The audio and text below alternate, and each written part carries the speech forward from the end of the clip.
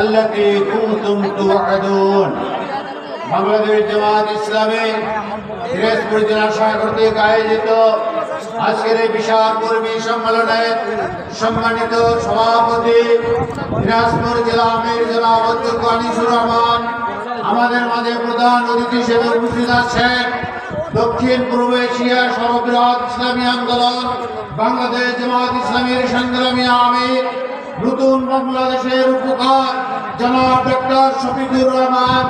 আমাদের মাঝে আরো উপস্থিত আছেন বাংলাদেশ জামাত ইসলামীর অন্যতম সহকারী সেক্রেটারি জেনারেল বিশিষ্ট আলেম দ্বীন হযরত মাওলানা আব্দুল হালিম।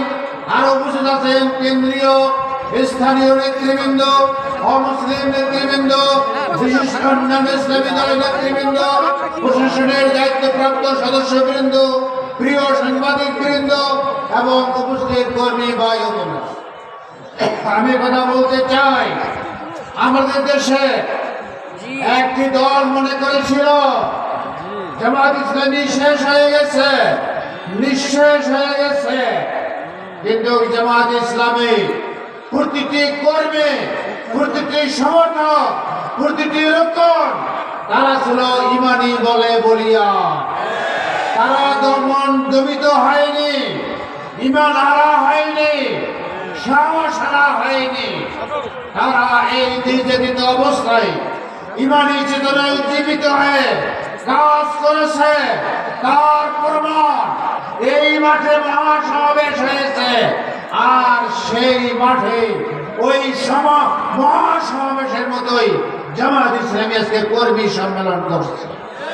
সম্মানিত ভাইরা, যে আল্লাহ রাব্বুল আলামিন আমাদের ইমানকে নষ্ট করেননি, ইমানের পদবি চল রেখেছেন, সেই ইমানের বলে বরিয়ান হয়ে আল্লাহ তাআলা আমাদের কাজের যে সুযোগ করে দিয়েছে, এই সুযোগকে কাজে লাগাতে হবে।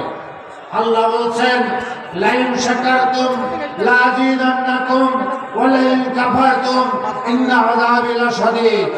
আমি তোমাদেরকে যে নিয়ামত দান করেছি, এই নিয়ামতের শুকরিয়া যদি আদায় করো, আমি নিয়ামত উত্তরোত্তর বাড়াইয়া দেব, আর না শুকরি করলে জেনে রাখো আমার শাস্তি বড়ই কঠিন।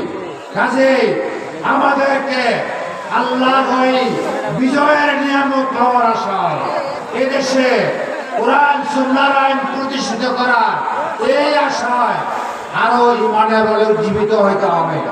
নিজের জীবনে ইমানের জীবনকে ইমানের রঙে রঙিন করতে হবে।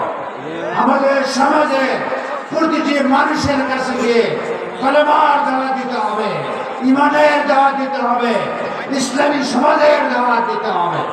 তাহলে এদেশে একটি পূর্ণাঙ্গ ইসলামী সমাজ কায়েম হবে ইনশাআল্লাহ।